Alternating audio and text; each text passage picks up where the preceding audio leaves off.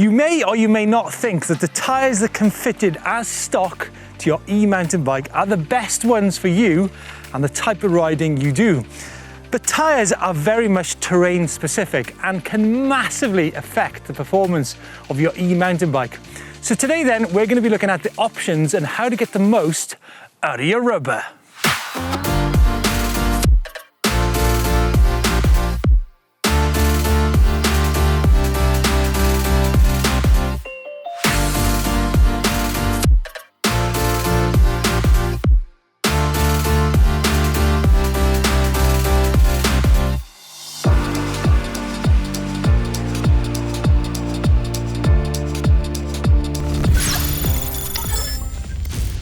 Here then we have a whole bunch of tyres, different sizes, different widths, different weights, different tread patterns, and of course different compounds. And each of these will give you a certain performance advantage depending on the terrain that you're riding. So today we're going to do some timed runs to give you an insight into what works and what doesn't. So let's have a look at three different types of tyre. A lightweight high volume tyre, a skinny low profile tyre, and finally a heavy duty aggressive downhill tyre, all against the clock on a typical UK trail centre surface. Now there are many tyre brands from all over the world in different sizes and compounds, but seeing as Maxxis are a channel partner, we thought it was appropriate to use them. There's many things to factor in when you're talking about tyres and performance. I think there's three main things. First of all, there is tyre size, either 27.5 or 29. There's tyre width, and also there's tyre compound, and of course weight. Now I'm going to start off with the tyres that are fitted as stock to my Canyon Spectralon. Now this bike is 27.5 in the rear and 29 on the front. This is a bit of a trend that's going on with e-mountain bikes at the moment. On the rear is a MINION DHR, obviously, and on the front is a MINION DHF. Up front we're looking at 2.5, and on the rear we've got 2.8. Now these tyres are actually quite hard compound, quite lightweight. However, it's that 2.8 on the rear, which many people might think, because of that large volume, will have a slowing effect on the bike. So the only way to find out is to go and put a time in. Now this is a typical trail centre track, a man-made surface track, which you'll find not only in the UK but in many parts of the world. As you can see in the outer part of this corner here, there's a lot of stones here, and that's because the fine material has been washed out by the rain, leaving what's quite a coarse surface, which is actually quite rough on the hands and on the bike. You can see here on the inside of the corner, there's a lot more surfacing still left there. It's really smooth. So the difference between that part of the track and this part of the track will probably require a different type of tyre to get the best out of the terrain. 3, 2, 1.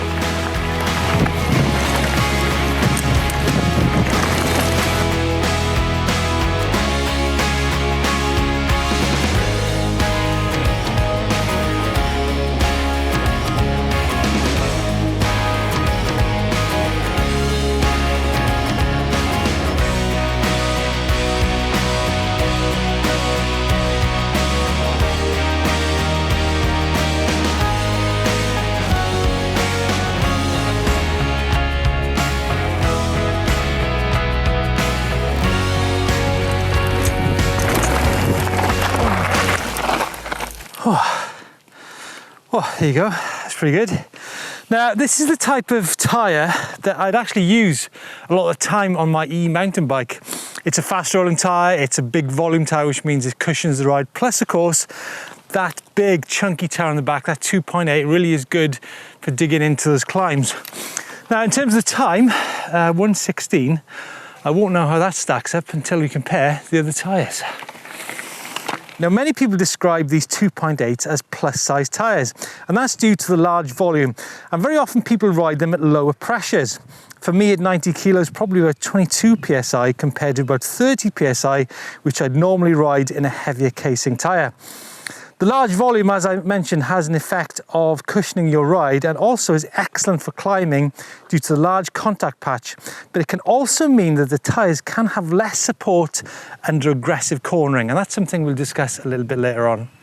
For our second run, something altogether different from our first. This time, we've got something more low profile, narrower, and of course, lightweight too. Now, in fact, this 2.25 tyre here would probably be the ideal tyre for this type of fire road. Now, fire roads, they're hard pack, they're fast rolling, probably be what this trail was like when it was first built. Now, if you remember on our first run, we had a 29 by 2.5 up front and a 27.5 by 2.8 on the rear. This time round, we've got a really lightweight tyre, the Maxxis CROSSMARK, which weighs in about 780 grams, probably one of the lightest tyres on the market. It's low profile, it's 2.25 this time, and I expect that to be really quick when you get to those smooth surfaces. On the back, now the eagle-eyed amongst you might have noticed that I've actually got a downhill casing tyre here. Now obviously it's going to be slightly heavier, around about 1300 grams, but the reason I put that on there is because if we're going to be going into rocky terrain with such a low profile tyre as the MINION SS, then I really need that extra support from the sidewalls of the tyre. So there you go, this is a 2.5 tyre this time, and again, the only way to find out the times is to go and put it against the clock.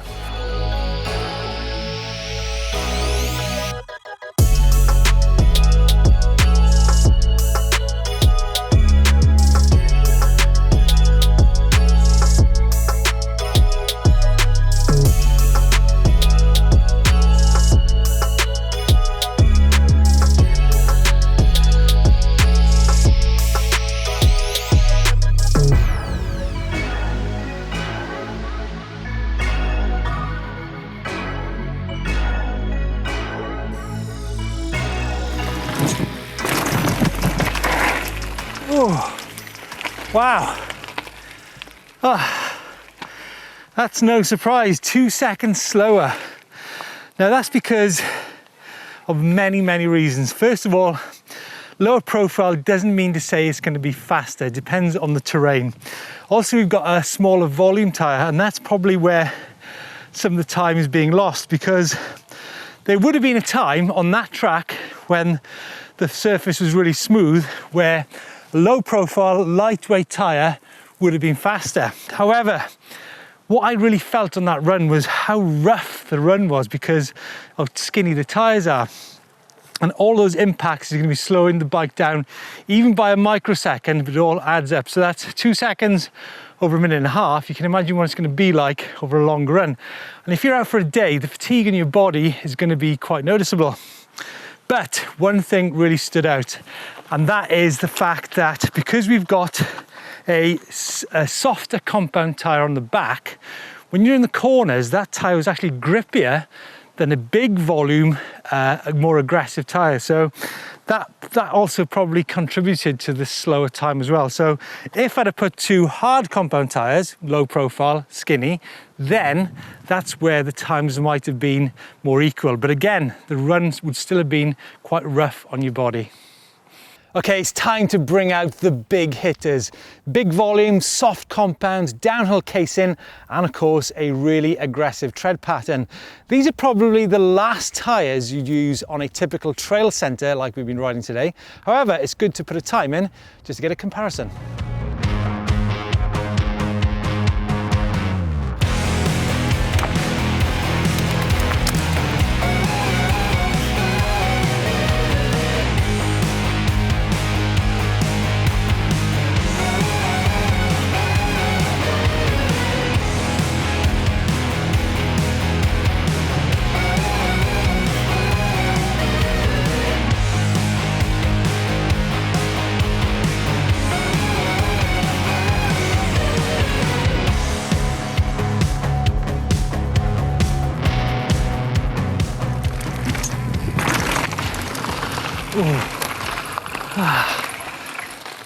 Well, unsurprisingly, the slowest tyre so far, that's a 119.54, which is 3.5 seconds slower than the MINION tyres which we had on for our first run. Remember, the first MINIONs were harder compound, 2.8 on the rear, but that's on a trail centre surface. Now, if you took this tyre to a more gravity-orientated track, that tyre would be in a league of its own, because not only will it give you more grip because of the soft compound and the more aggressive tread pattern, which will also give you more grip to go up climbs, but also, because it's a stronger tyre, it'll be less prone to punctures as well. So if we took that tyre to another place, it would undoubtedly shine a lot more than it has on a worn out, man-made trail centre surface.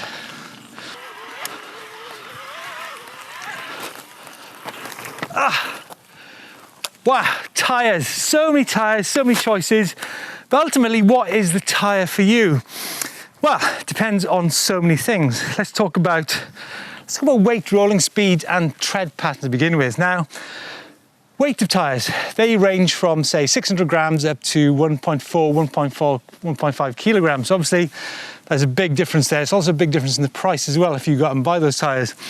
But weight isn't actually as important on an e-bike as it is on a non-e-bike. So the proportional weight there is less on an e-bike than it is on a non-e-bike. When it comes into rolling speed, now this is where there are big differences because lots of e-bikes are restricted to either 25 or 30 kilometers an hour. Now, if you want to be riding above that restriction, then a harder compound, narrower, skinnier, low-profile tyre is going to roll far quicker than, say, a soft compound, aggressive tread pattern tyre. So if you're going to be doing riding on forest trails, maybe that low-profile tyre will be more suited to you. So there's other things as well to think about when it comes to rolling resistance, because if you've got a soft compound tyre, then that's going to have more drain on the battery than a hard compound tyre that's pumped up to, say, 50, 60 PSI. So lots of things there to think about just on weight and rolling resistance alone. Then you can bring in such things as the tread pattern. Now, if you're going to be doing lots of gravity orientated riding, then you definitely need to have a softer compound, more aggressive tread pattern tyre, which has got more stronger sidewall, which is going to be more resistant to punctures.